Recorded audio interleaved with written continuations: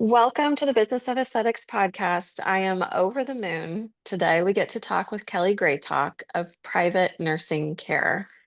Kelly, why don't you take a few minutes and introduce yourself for those of us that aren't so familiar with you, your business, your background? Well, good morning. I'm just thrilled to be here with you. Thank you for having me. So I've been a nurse for a long time. I love being a nurse. One of the joys of my life. I've done a lot of different types of nursing, that's kind of the cool part about being a nurse. You can kind of bounce around and get to know what you like. And most of my background has been in trauma nursing or emergency room nursing. And then I've sprinkled in some kind of med surge post-op, hips and knees, fresh hips and knees, orthopedic surgery, things like that. And then I did about a year and a half in home care, which I loved. And then I was just, I was looking, there's so many ways you can tell the story, right? I can like, Yeah. how far back can I go?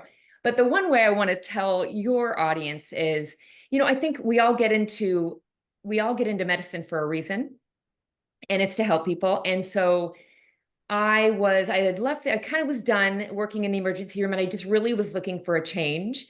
And I had done mission work before, gone to Haiti and done mission trips. And then I went on a kind of a self-led mission trip to India, where I just kind of went by myself, and I had a destination, a school, and I just assessed some kids' eyes and teeth and things like that. And I came back from that trip and it just blew my mind. And so I really wanted to have more time to do those types of things. And, working at the hospital, I only had so much time off. You only have so much money, right? I think I went to India for like 9 days, which is a quick turnaround. So I really was looking to do something where I had more time off, I had more flexibility, I made more money, and still keeping in line with my favorite patients. And so I left the emergency room, started working in home care, which I loved. And I felt like looking over my whole nursing career, okay, what do I love? And felt like I had a very unique perspective with the kind of the marriage of right after surgery, healing at home. And I loved what people that had, normal baseline great health. Hmm. That was fun. And so I was just kind of journaling and thinking, I'm a bit of a hippie. So I was thinking, what's possible? If anything's possible, I'm going to think of something. I'm going to think of something new that nobody's doing. Um, and then I think I thought of it in 2018, and I thought, well, of course somebody's doing this concierge nursing. And my idea was, geez, I'm gonna take care of patients after plastic surgery, and I'm gonna handle everything. And I thought, oh, I'm sure people are doing this. And then I really couldn't find it, at least the Hmm. way I had envisioned it. And and then I just decided to do it. And let me pause and say, I've always been kind of a follower. I haven't been the type of person that goes out on my own, does things, without kind of looking at somebody else and saying, okay, how do we do this? And I talked to a few people, and then I found nobody was really doing what I had in my mind. I thought, well, I'm just going to do what I have in my mind. And then started working as a home care nurse, which includes a lot of driving. And so listening to business podcasts, listening to podcasts from everything from selling to, inspirational things to your ideal customer, just everything. So that's kind of where the journey began. So then walk us through granular details. Did you like go down to part-time at the hospital and home care while you started, accruing your first patient on your own, like independently, or did you just cold turkey stop start? You talked about like, the financial freedom, but you took a little bit probably of a hit initially Right. to get things going. If you could walk us through kind of that transition state. And it was stressful. And I think in hindsight, I look back and go, oh, I would have done things a little bit differently, right? But I also feel like when you put yourself in these situations, what is that saying? The magic happens on the thin branches. Have you ever heard Mhm. that? Yeah. So I'm glad with how it worked out. But how it worked out is I worked as a home care nurse to full time. just, but that was, how was that? I think 5 days a week, but you had a lot of flexibility. If all of a sudden you needed to take a call or I needed to do something, I could pause and do my charting later. So sometimes I would be charting late until the night because during the day I was, listening to a podcast or doing something like that. And of course, patient care, you're sprinkling in patient care all over the county. Um, and so I had left the hospital. The home care agency was run by the hospital. So it was under the umbrella of the hospital. Business. And then it got to the point where I was working 5 days a week. So it's like, okay, when am I going to take these patients? And you need to be I needed to be super flexible. So I went back to the hospital working per diem, which I still found tricky because I would, I'd get a random call. And at this point, I would just get more the panicked call. Hmm. The patient who shows up for surgery who says they have one, and then now the staff is finding out they don't. And I'm getting sometimes even a panicked call from the surgeon, which is Hmm. always interesting. I mean, I would actually, these days, I would keep a suitcase, I would keep a suitcase in my car.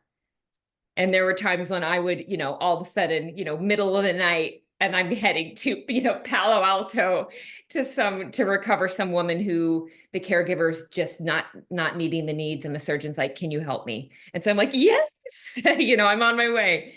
Now, at that time, were those patients having plastic surgery, or was that like the whole gamut of post-op This was patients? only plastic surgery. Okay. Every once in a while, I will do a hysterectomy or something orthopedic, but I'm private pay, so it's usually plastic surgery. So Yeah. yeah. So and then I was at the hospital and finding that I was turning down jobs to work my hospital shift, and and that was stressful because I'm not one to just blanketly call in sick. And so it was just, this kind of like, what do I do? And I finally just jumped ship, left the hospital in 2019, and then went 4 months without a call, which was petrifying.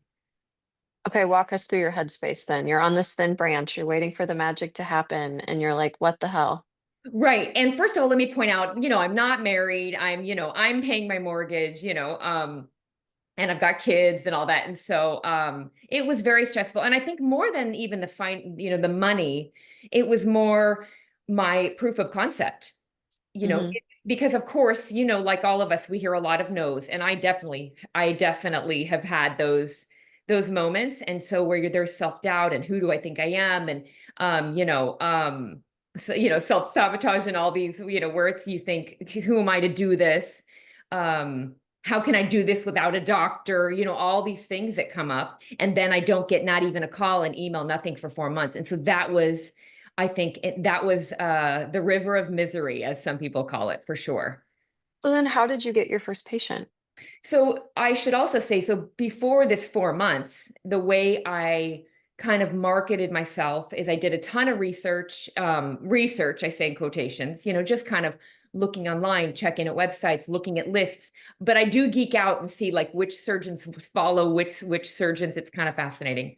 Um, and I sent out these beautiful folders to about almost 300 surgeons in California and Nevada. And in the Okay. folder was a letter. And first of all, the surgeons aren't seeing any of this. It's rare that I get a surgeon that sees any of this. These are the patient care coordinators or the Sure. office managers, right?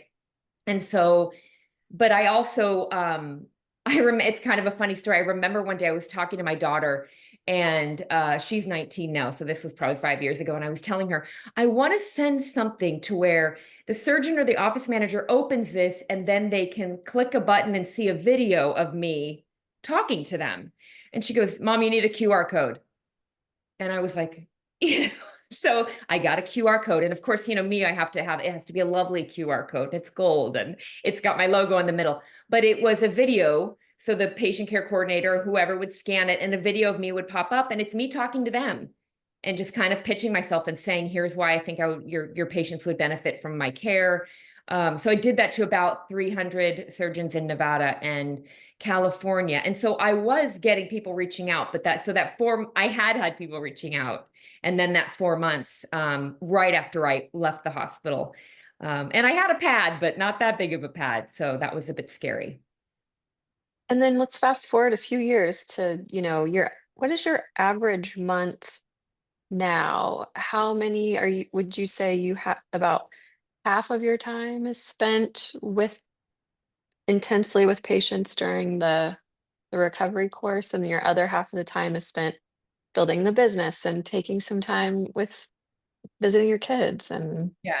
Well, I'm an empty nester now, so I have, and I'm working on my boundaries.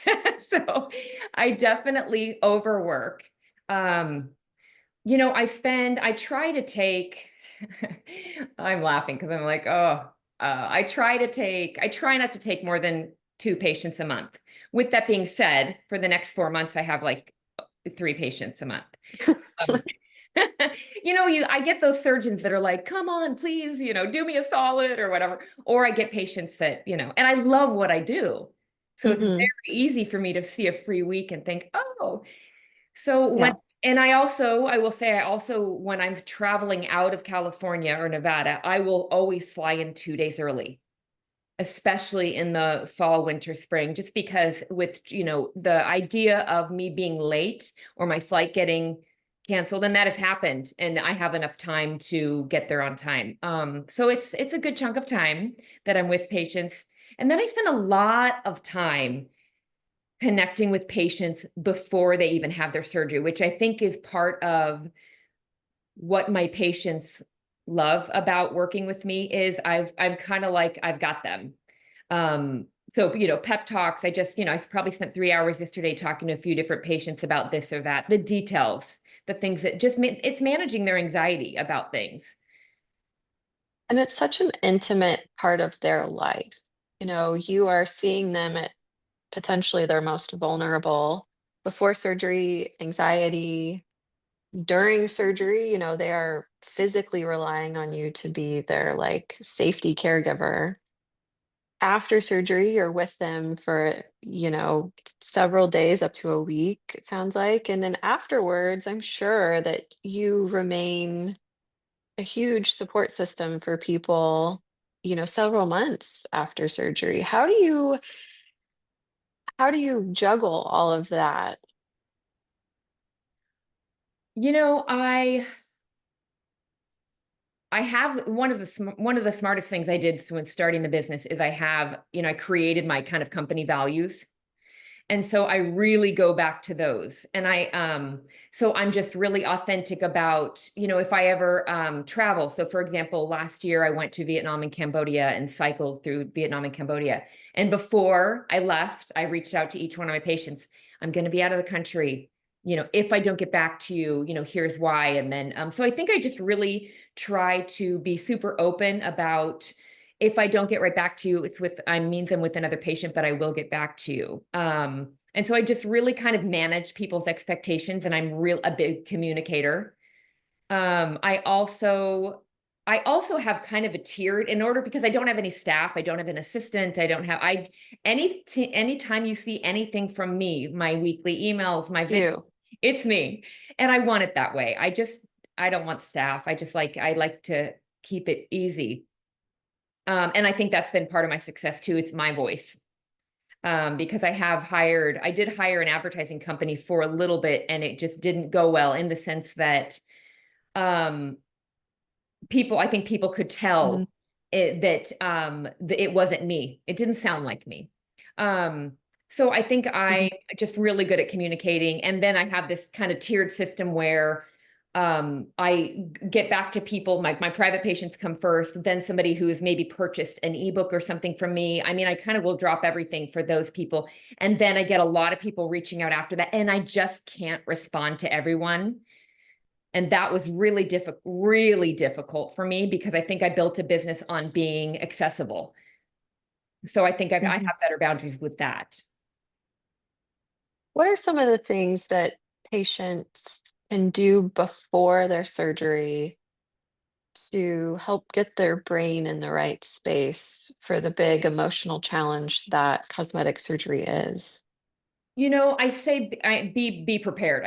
That's a very kind of blanket statement, but I think that whenever I'm talking to patients and telling them, "Hey, you're going to want to do this. You're going to want to do this," I realize that all of the things I'm telling them to do, it's all just to help them manage their mind going into surgery. It's all helping them achieve a feeling that's going to help them be more calm and confident going into surgery.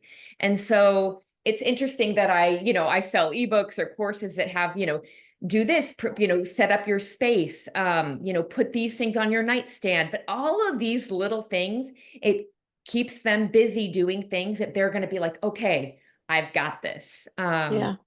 I think too, another thing, and I'm realizing this more and more lately, is the caregiver. There's I think that I always undervalued the importance of that person. And I think that person's role is huge, is just instrumental in them feeling good about things going into surgery and then afterwards. It's almost all on them after for a while. If someone's getting ready to have surgery and they don't have a supportive caregiver, how do you prepare them for that lack of support? What are different tools? Because sometimes, I mean, even in my own practice, most people have some sort of cheerleader in their corner, but Right. there are people who just have been dealt a shitty hand Yeah. and, don't have a great spouse, or their adult children are very skeptical of them having the surgery. They're just kind of doing it alone. I mean, what Right. are some tools that you have seen those patients use and it be helpful? Well, and you said something really important. A lot of times, not a lot of times, often I find people will choose someone who's kind of the default caregiver, and that person isn't really supportive of them having the surgery to begin with. And I don't even mean being negative, but just, you don't need that. It shouldn't matter, right? All that. So I think that, first of all, choosing the right person is important. Even choosing your friends or people that are supportive, even just to check up on you, somebody that's going to come in and know what they're walking into, be excited. And I think meal prepping is huge. I think that's a huge part of it. Meal prepping. I think the food, Let, yeah. let's talk more about that, the importance of food and meal prepping and This is one of my biggest kind of cornerstones of just my practice and what I think is important. I find that people a lot of times, in order to manage that pre-surgery anxiety, will meal prep, and they will make the healthiest of the healthiest food, which is it does serve a purpose because they feel better about things, but often they don't eat any of that after. I think because of them not feeling their best, because of anesthesia, and they're totally out of it for the first 24 hours, they really default to comfort foods, which makes sense. So that's why I really recommend, and I cook for my patients, I handle all the food. But for people that, I'm not working with, I always like to try to motivate them to make something middle of the road, or almost take their comfort food and put a healthy spin on it. So when they do default to that, they know that they've bumped up the protein, they've cut Mhm. back on the salt. I mean, those things really matter. So it just, Yeah. It's interesting. I have so many people that ask about all these like supplements. What can I do afterwards to help me, encourage my recovery and healing? And it's like we as like a species are meant to consume our vitamins, minerals, macronutrients through our diet. Like that's the whole purpose of our gut. yeah. And so I think often we overlook our diet and we put too much of an emphasis on supplements, but that's kind of my own little. Well, I agree, but you know why? Ordering a supplement, you get the dopamine hit from buying it, and then you've got it, and all you have to do is open it and swallow it. It tastes a lot better than spinach or sautéed arugula, right? You Yeah. know, and So yeah, do you have like nutrition and dietary training? Have you always been a good cook? Obviously you didn't learn any of that in nursing school. I didn't. I became a nurse a little later in life, so I think I was, no, and I would never say I'm a great cook. I think that I just keep it clean and basic. And it is amazing how many people these days don't make homemade soup. And so how it all came about, the soup story is I was recovering a man in Northern California, and all of a sudden they called him and said, this is before I brought the food or anything. I would just show up and take care of the patient. And he called me in a panic and said, he had rented this Airbnb or something. And he's like, they're asking me to come early. I have, but I don't have any food. And I was like, go, go, I got you. And my son had not been feeling that great. So I'd made a batch of homemade chicken noodle soup. And so I brought it for him and he was just wouldn't stop talking about it. And so then I was there with him. I Instacarted a bunch of stuff and I made him a bunch of food for after I left. And it just was, all of a sudden I thought, oh, well, this is my main complaint in my mind of all my patients is everybody says they're a healthy eater. And, even myself, I think we all are a little unrealistic about how many fruits and vegetables and, high protein foods we're getting. And so I just really started bringing the soup and now I do all the food. But if, bringing the soup, then I started making homemade applesauce because especially I noticed, after anesthesia, they're not complaining about their facelift incisions. They're complaining about their throat. Yeah. Right. So I bought this applesauce and then on accident, one time I freeze it because you can freeze applesauce. I make it in my Instapot and then I freeze it and then I hadn't thawed it out in time. And so it was like really, really, really cold and crystally. Brilliant. So now I do that all the time. It's almost like it just is really soothing on the throat. So things like that. And patients love it. I think too, most of my patients are older women who are the caregivers. And so now Hmm. I'm coming in and I'm, supplying all that. So Let's shift and talk a little bit about pain. I think, pain post-operatively, I'm sure you would agree, it's this huge spectrum. Some people just swim so easily through the recovery and have very little pain. Some patients have pretty significant pain for, quite a while after surgery. Obviously, as a, healthcare provider, we're used to prescribing medications, but are there alternative ways to help with pain management that are not pharmacologic? absolutely. And first, I want to mention the caffeine withdrawal headache. So whether a surgeon says no caffeine after surgery or not, I always try to get my patients to, if they're a caffeine drinker, especially coffee, wean off 2 weeks before. If they're not able to have it after or don't plan on having it after, because a lot of times I find out that what we're dealing with afterwards is a caffeine withdrawal headache. And Mhm. it's not even really incisional pain or surgical pain. It's we're dealing with that. And then, that can lead to vomiting. And so that's like mic drop number one. I think I'm a really big advocate of ice. And I will say, I should note that I follow surgeons' orders, to a T because they're all so you all have very different orders. And part of my job is to support my patient in having faith in their surgeon. And so if I were to come in and say, well, we're not really going to do that, so that's just not ethical and not good for the patient. So even if the surgeon is like no ice because they're worried about blood flow and things like that, I still will use ice on other areas. Okay. So let's say they have a facelift and the surgeon says absolutely no ice. I'll still do ice at the back of the neck, ice on, high on the collarbones, even ice on the top of the head if they haven't had a rhinoplasty. So, you don't want it to fall on their head. But, if they've had any type of body work, ice on the lower back, ice below the incision, site. It's just distracting. And we're doing something. Yeah. Right. That too, it's a mental thing because sometimes patients just need you to be doing something about it. A lot of it's mental.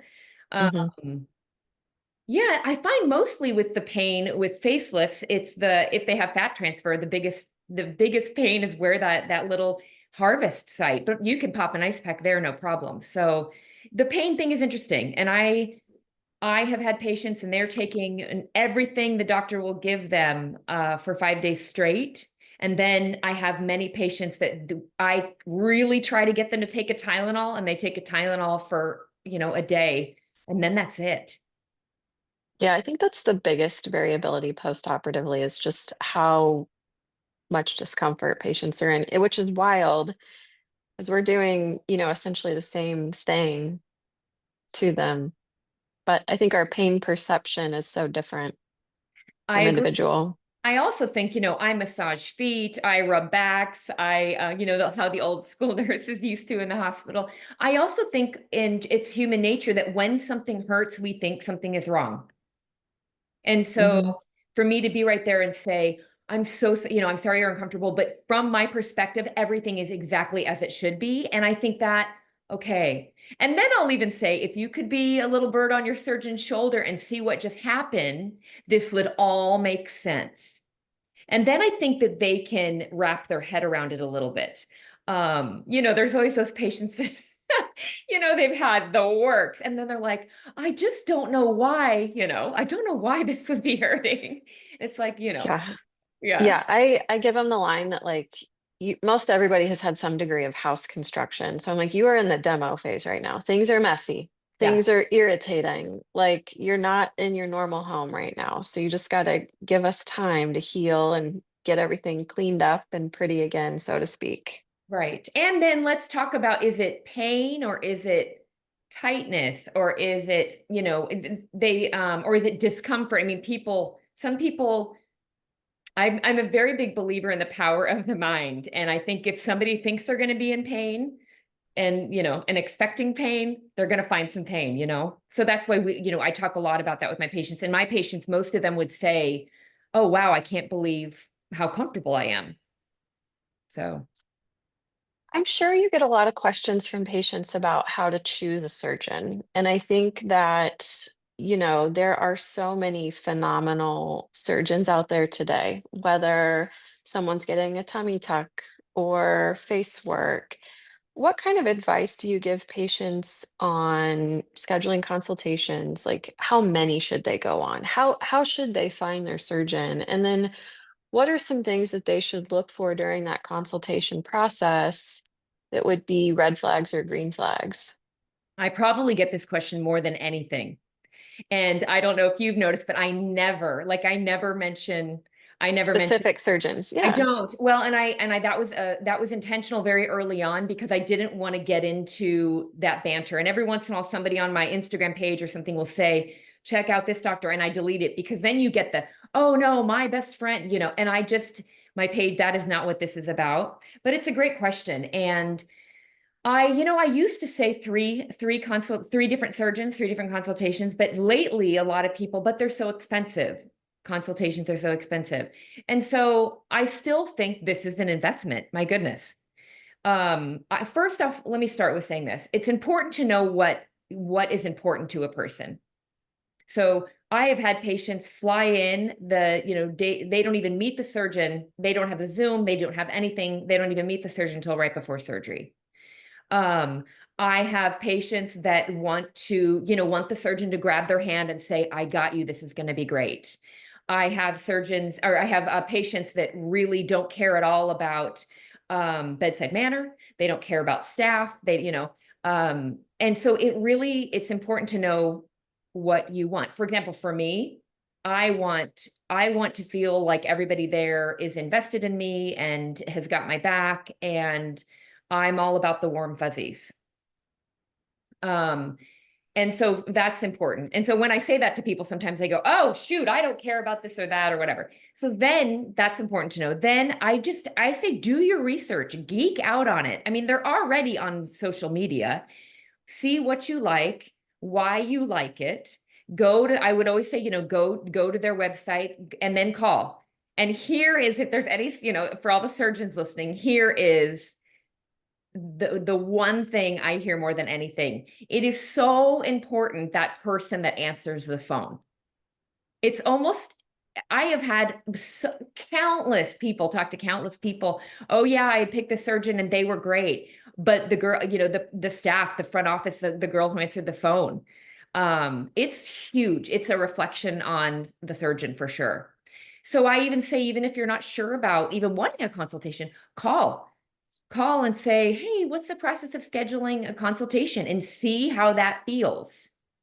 And then as far as the consultation, I still say to have three. Even if you fall in love with the first consultation, having those other two will only put that in concrete, make you feel better about it. And it just gives you just a different perspective. I'm trying to make sure I answered all your questions. What kind of like red flags or green flags? And I do empathize with the patient because you have such a limited, even if you call a few times to kind of vet the Right. team, you have, even if you have like a pretty long consultation with the surgeon and you do meet their coordinator afterwards, like you Yeah. really have such a limited like exposure to them. And then it's this huge trust fall. Right. Like, how much should a patient's like research and knowledge go into picking a surgeon versus like their gut and intuition? I'm a gut and intuition person, and so I default to that usually. But some people aren't really in tune to that. And and everything I just said, I'm reflecting on what I just told you, and this can get tricky because then they see reviews, Hmm.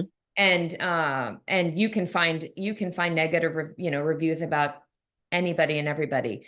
Um, you know, I wish I had the answer, and this is what part of the reason I don't help people with this because it's not easy. Yeah. I just think that you have to educate yourself and it has to feel good. I've had plastic surgery myself, and you have to think, oh, this makes sense. They're hearing me. I also think it's important that they tell you, I'm hearing what you're saying. Sounds like this is what you want. We can do that, and here's how we're going to do it. For example, I just had a rhinoplasty um, a few months ago, and I was very hesitant my whole life having it or for as long as I've wanted it, because I didn't want the standard rhinoplasty. Yeah. I really thought, well, this isn't for me. And then I thought, geez, I need to do what I'm telling all my patients and have some consultations. And so I didn't, and I even thought, well, this will just be research. This will be good for me to see. And and I was surprised when I said, I want to keep some of the bump. I want to keep some of the thickness. And it was a huge conversation. Um, and uh, and he's like, now that's not how it normally goes. And I said, I know, and this is what I want. And I felt like together we made a plan. So that was important for me. Yeah, it's a marriage in a sense It's for a while. totally a marriage. And he wasn't trying to change my mind or I think you're gonna, because a lot of patients, I think you're gonna regret this. Like I hear this from breast patients all the time, patients that have breast implants. You're gonna want to go bigger. You're gonna wish you had. And it's like, I think a lot of times people know themselves better than we give them credit for, and that's their call. So, but Well, it's a hard. your nose looks amazing for only being a few months out. Thank you. Do you think that being a patient has made you a better provider? Oh, absolutely. How? Absolutely. Well, because so I had my sister recover me. She's not a nurse. And I remember thinking this will be interesting to see how I do if I follow my own rules. And I remember there were a few times that I didn't want to follow all the things I say to do. I didn't want to eat. No one ever wants to eat. No one ever wants to eat, and I didn't want to eat. And I even said to my sister, I'm doing what I promised I wouldn't do. So I forced myself to eat, which I did great. And I think I did great because I really followed my plan. Um, Hmm.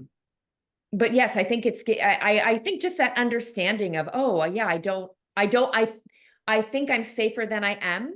Patients always don't realize how just even the effects of all those medications and how they're really out of it for the first 24 hours. And I was out of it. So Yeah. so yeah, that made me more understanding.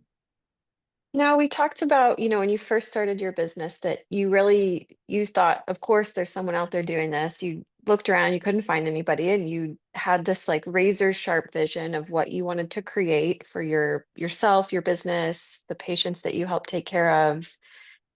When you run into challenges or hiccups, how do you navigate those? Not having like a solid path in front of you or like this mentor that's 20 years older than you that's been there, done that.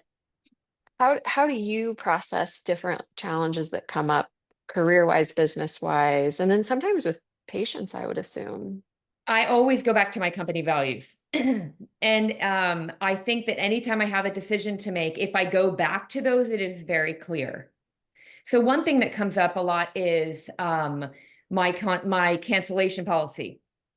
Okay, let's talk about that. Yeah. So this is, and of course I have a lawyer, and she's, no, you need to, have this well defined. So I have a contract, and it definitely mirrors most of the surgeons contracts that I've seen. But I have never not given someone their money back. Now, I'm not saying that anybody else needs to do this, but this is how I do it. You have to know too, by the time I meet my patient, other than especially these days, because I don't take a lot of last minute patients just because I'm booked out. But so by the time I meet my patient, I know their husband, I know their dog's name, I know who knows about the surgery, I know who doesn't, I know what their fears are, I know where they like to vacation. I mean, I'm like in it, right? Hmm. And so things come up. For example, I was on my way driving. This was when it was drivable, flyable, and I was driving. And so I think I was like 4 hours into the trip, and all of a sudden she calls me. She's like, "Oh my gosh, my daughter-in-law just went into labor, like way earlier than planned." And so as I'm talking to her, I turn the car around and just start heading back. And of course, and I think that no, and she wasn't able to and when she rescheduled, I wasn't available. And so I just refunded her. Now, technically I don't give her if I'm honoring my contract, I don't give her the money back. But that's just not how I roll. And I believe it served me. And Well, go ahead. and I also think sometimes if you set a firm boundary at the beginning, expectation wise, you're able to have the softness on the back end. Absolutely. Whereas if you had no contract, you probably wouldn't feel as comfortable refunding in these, one-off situations where someone's becoming a grandmother Right. or God forbid they get sick before surgery or something like that. Right. So that has served me well, just trying to just do the right thing. And there have been times when it costs me money. Um, Yeah. but it is, I just believe in the positive energy about it. And it has served me well. As far as other hiccups, I mean, from a business perspective, there have been times early in my practice where, I get the call and someone's screaming at me, "No one's ever going to pay you for this. This is ridiculous. People don't need this. How dare you?" I mean, I've had those calls. Um, and I mean, there's tears involved afterwards. I'll tell you that. And especially, I mean, now it doesn't even faze me. Um, and I will tell you, interestingly enough, I remember before I had even technically launched the business, I had made my little brochure and I took it into my gynecologist because I just adore him. And so I was like, he knew what I was doing and I showed him. And he just said, "Kelly, this is beautiful. But he said, I want you to be successful and no one's going to pay for this, you know?" And I just said, "Well, I adore you as well. And I totally think you're wrong." And he laughed. He Yeah. goes, "Good, prove me wrong." But one of the things, have you ever heard of Grant Cardone? And I'm not a huge fan, but he is just a big, big businessman. And he has a book called Sell or Be Sold or something like that. And that's listening to podcasts and how to sell. And one of his kind of cornerstones of what he says is always agree. And so when this person was yelling at me, if no one's gonna, no people don't need this, I said, "You know what? I agree with you. They People don't need it. people don't need it, but they want it." It is a luxury It service. is exactly. And I love it. And so I think just doing the work to set myself up to realize that I am one person and there are a lot of people in this world and I'm offering something really special. And I think in a world now where with AI and people, everything is becoming more and more automated. It's these little niche situations I think that people value and they're willing to pay a lot of money for. And it's just, I mean, people will say, "I'm the best money they spent." Because I think that they want to feel cared for and loved and like they don't have to worry about a thing. So that's been fun. Yeah. I also heard a lot of no's. And for some reason, I just felt delusional enough that I was right. So delusional.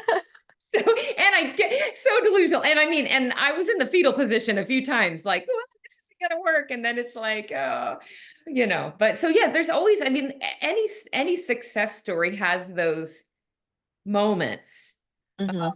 And it's funny because people don't know about those, but oh yeah, I've so many no's. And even now I get so many no's Yeah, which is okay. You got to have 10 no's to get your first yes. for sure. So let's talk a little bit about, I found you came across my For You page on TikTok. Nice. Talk about, you mentioned a little bit earlier about advertising, how you like to do it yourself. You feel it's more authentic. What are some of the ways that been successful in marketing yourself? Talk about social media, talk about your website. Do you still reach out to individual offices, like, your very first 300 mail parcels that went out? Yeah. I don't reach out sometimes I'll reach out to a surgeon directly. Um, but no, I don't reach out to offices anymore, mainly because I don't get the surgeon. I get the patient care coordinator or I get the front office person who's making minimum wage and they're like, "You do what?" And it's they don't even understand. Um, it's so interesting. I have had a business coach most of my journey, which has been really helpful. And I was listening, Now, how'd you find that business coach? I think, Or my sister's an entrepreneur, and I think she put me in touch with that person. okay. Yeah. And I've had a few, and they're great. And I was listening back to one of the calls the other night, and it was from right before, it was like from 2019. And I was saying, I just don't want to, I don't feel like I can go on Instagram. I'm just nervous. I'm nervous about, educating people or who am I? Or people, what will people say? Who does she think she is and all that? The approach, so I thought that was so interesting because now I can, now I'm all over TikTok and Instagram. Yeah. I think my approach has always been educate and stay in my lane. I think Stay so niche to what you know. sure, because I find, and I don't really look around anymore what other people are. Actually, I've never really looked at what other people are doing, which has been also helpful because I really keep my own voice. But I think that my frustration with social media is, one person's an expert at this and now they're an expert at everything. It's like, don't ask me about lasers. I have no idea. I don't know. And I'm not going to pretend I do. So Hmm. people ask to me to recommend, what would you recommend? And it's like, that's not my wheelhouse. And I'm not going, just because now I've got this platform, I'm not going to pretend I know what I don't know. And I also, because I need to respect all the different surgeons, their beliefs about lay flat, lay elevated, ice, no ice. I always have to say, I always follow your surgeon's orders. But there's still a lot I can say in that, in the middle. And I say that. And so I educate. So I think that has been really helpful. And that has been why I have found success online. Is I'm just sharing these little tips that I have found. And I didn't know this stuff years ago. I mean, this is stuff just from doing it and doing it and doing it. Oh, wow, this is an issue. I see this again and again and again. I also see a huge difference between the patients that do well and the patients that that don't do well. And Okay, let's pause on that and yeah, tell us more about that. What do you see? What are the different patterns? so the first thing is food. And I don't see this much anymore because I have conversations about it with my patients. And I even say, I'm going to boss you around with love. And they're like, oh, they're whatever you say, because they want to feel good. But nobody wants to eat. And I feel like it trips a cascade of negative events. Mm, hmm. And also, what happens with, I find the caregiver is the care, and I hear this from women all the time. My husband, whoever, let me sleep for 8 hours. So they come home from surgery, they get in bed, and then they're out, and whoever's helping peeks in and they look peaceful. And so, my gosh, you don't want them in pain and they look peaceful. We're not going to kind of poke the bear. I poke the bear. I wake up gentle. Hey, let's have a few bites to eat. I know you don't want to breathe deep. Let's, all these things that you and I know are just basics. But to people, why would I want to breathe deep after a tummy tuck? People are like, what are you, crazy? And, Yeah, but the main thing is food. Nobody wants to eat. And then if they do eat, they may not make the best choices. And then they're nauseous or things like that. So that's the main thing. What else? Overdoing it is the second thing. Hmm. I mean, some people have that adverse effect where they're not really sleepy, and the next thing you know, they're giving me a tour of their, garden, and it's like, no, no, no, we can't do that. So I would say overdoing it and not eating are the two main things. And then the pickers, right? The people that are obsessed with the mirror. Yeah. So Yeah, they're looking at every single tree. They have a hard time just appreciating the forest for a right, while. right, Yeah. right. So you mentioned TikTok and Instagram. You also mentioned kind of this like mental hurdle that you had to jump over to start putting yourself out there. Yeah. And I kind of feel the same way. I feel like we're sisters from another life potentially when I hear you talk about some of your business decisions. Oh, And really? Yeah. how did you get over that hurdle? Or like if you were mentoring yourself, Yeah. you know, what advice would you give yourself several years ago? I think I would just say, if my intention, I would tell myself, hey, just be well intended. I think it was a lot easier for me to try and help than show, and this is no judgment on anybody else. This is just how I've done it. I don't want to show my morning, makeup routine, or, I don't share a lot of personal, because that is too much for me. Yeah. That the judgment, and just and I just think because I've have now have so much exposure, I had to really rein that in. Um, but I would say, I think that I just thought people can judge all they want. And, but my intentions are good. Going back to my company values, I'm authentic, I'm anticipating people's needs, and I'm very, very clear and openly dumbing, like making it palatable for, the lay people. And I'm just really dumbing it down, and I'm just trying to help. And I feel like if I come at it from that, I can handle the criticism. And sometimes people will say, the one I get all the time is, people shouldn't be using and it's just like, follow your surgeon's orders. This patient was told to use hydrogen peroxide, so this is what we're going to do, and it's going to be great. We're not, then I want to say, we're not pouring hydrogen peroxide in an open wound, but I just calm. Um, yeah. So I sometimes I look back and I don't even know how I did it, because and for all the people listening that are maybe trying to do something like this, I should mention that about a year and a half ago, I definitely felt I was in a plan. I hadn't set up all these kind of boundaries, and I hadn't set up autoresponders. So for now, for example, if somebody messages me on Instagram, I have an autoresponder that says email me, because that deflects. A lot of people won't take that step to email me. They just want to ask me a question. But if they email me, they have a better chance of kind of getting to me. But before I set all that up, I really was, I hate to use the word struggling, but I was struggling. I think I had built this business on being accessible, and I wanted people to reach out to me. And then I had so many people reaching out to me, I felt like I couldn't get off my couch. And then, getting recognized in airports, and it all felt very, I felt very vulnerable. I felt, it just, Out of control. oh, It it's was out of control. out of control. And I've tried to explain that to people, and they're like, oh, it must be so hard when business is going good. But it was a thing. And I hate to say, but I actually felt like this isn't sustainable. I'm going to crack, Hmm. so I definitely, something had to go. Well, and here's how I knew. I was considering shutting it all down and becoming a hospice nurse. From plastic surgery to hospice. Wow, that is one wild swing. Well, I had worked in home care, and I almost, before I started this business, I interviewed with hospice. And Yeah.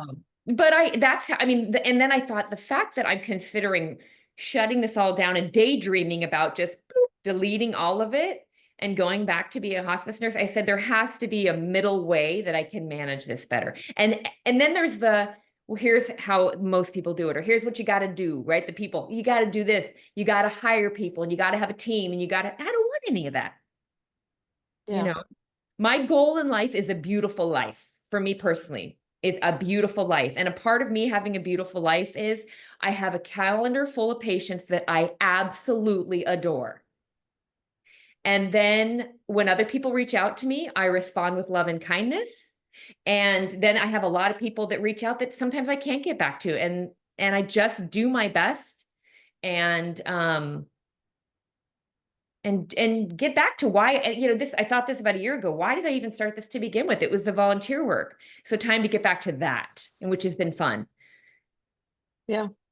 Yeah. To be more intentional about your priorities and your time. Exactly. Yeah. Okay, I'm going to ask one selfish question Ooh, okay. because I am a surgeon that's younger, earlier in my career. What advice would you give to me in terms of growing our business and providing the best patient care that myself and our team can give? I think, well, first of all, I think just the fact that you're asking that question is huge. I think your team is everything. I think I would be super intentional and about your social media as far as thinking about your ideal patient. I think if you make your decision based on them, that's going to be super helpful. I think, let's see. Have you ever done that work? There's a lot of work about your client avatar or things like that.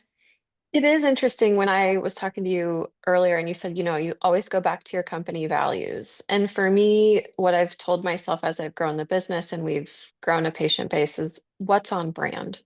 If Yes, it's not on brand, then we shouldn't do it. right. And so I totally agree with that sentiment. It's like, what is my dream vision for both me personally and the business as a whole and our team? And if it doesn't align with that, Right. then it's not right. Right. And I think that, so I love that. And I even have names. So I have two kind of ideal clients. I have the person that's going to hire me, and then I have the person that's going to, buy my ebook or buy my course that can't necessarily work with me because I'm not available or they can't afford me or whatever. And they're two different women and they have a name, and I know what kind of purse they carry, what they're talking about with their girlfriends, where they're vacationing. I have, and when, if anybody's listening to this and saying, how does she know that? I've pictured it, thought about it, journaled about it, and so on brand. And I would take it even a step further, and for your staff's sake, because here we're having this conversation, but for every person on your staff, is, Mary or Julie, does this speak to her? And it's for Hmm. this fictitious person. How would Mary feel about this? Does Mary want the, you know, pre-op orders, or, beforehand, after, all these different things? For example, this is just a very, very specific detail. I just had a patient, and while I was dropping her off, the nurse said, okay, we're going to call in your pain medications. And so I thought to myself, and I understand sometimes they don't want patients taking them ahead of time, and I get it. But also, what if the care person can't go pick them up? Then there's like, so all these little touch points, how does that Hmm. affect Mary or whoever your avatar is? And I think that helps you really keep things on brand, but even more kind of more micro, really specific. How does that resonate with her? Is that best for her? Um, does that answer your question? Yeah, yeah, that is super helpful. Okay, so let's wrap things up a bit. You have mentioned your online resources that are available for patients who maybe don't use you personally, but are able to use your huge breadth of expertise and your recommendations. So I know they're on your website, but tell us how people can get a hold of you, how they can get your ebooks, how they can subscribe to your newsletter. Yes, thank you. So my website is kellygreytok.com. And of course, I'm on all the socials. Yeah, a lot of these days, a lot of surgeons are kind of keeping me for their VIPs. And of course, I do a lot of international patients that come here for surgery, which is a lot of fun. But I also do last minute stuff too. Um, so I have, ebooks and video courses that walk people through, like, this is what I do with my, this is what I do with my private patients. And so they can It's funny because people think it's for them, the patient. It's mostly for their caregiver because it just walks their caregiver through. Like I get emails from all the husbands. Oh, that was a godsend, or thank you for that, or this or that. And it just helps them know how to show up and what to really do and what not do to support their person. So those can be found at the link in my bio on all my socials and then my website. I also, if you don't mind, would love to mention, I feel it's important to have a passion project. And Yeah. when I started this business was because I wanted to do more mission work. And even though I love to travel and I'm excited to be able to do more of those trips, I love when I was a home care nurse, I took care of a lot of patients, breast cancer patients, breast reconstruction patients, or patients just genetically testing. I'm looking at this right now. Yes, I love this. Yeah, and so I created a video course walking patients going through mastectomy through the most important things to do that first week.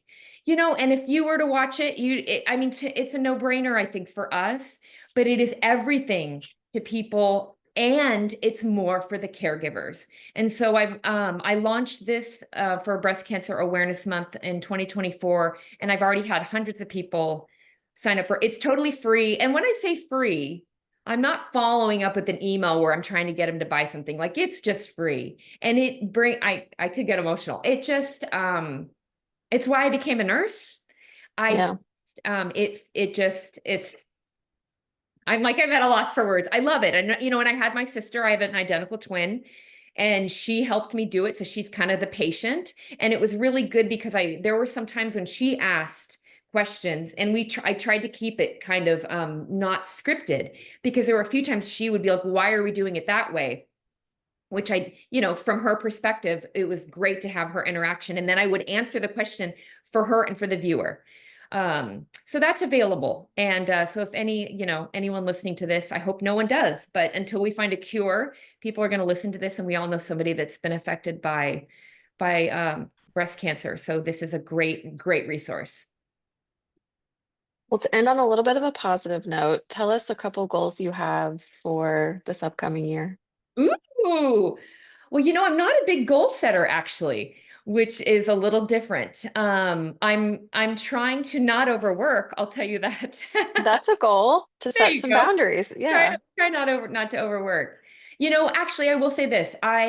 Because I launched the mastectomy course, video course, for breast cancer month, I I didn't have a chance to get a lot of like publicity for it. So I'm really hoping to be on some podcasts this year, some breast cancer podcasts, just to kind of get the free resource out. So that's something that's on my to-do list. So, and I would love to go internationally to recover a patient. We'll see. I think that'd be fun.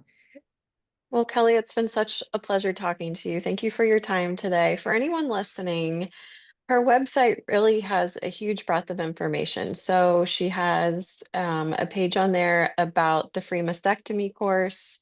She also has recovery courses that you can take specific to facelift and then breast and body work. She also has ebooks that I love the name of it. It's the Perfect Facelift Recovery ebook, which is a great primer to kind of get people prepared. And then if they're able to, reaching out to you and having your one-on-one care. So thank you again, Kelly, so much. And I wish you all the success in the future.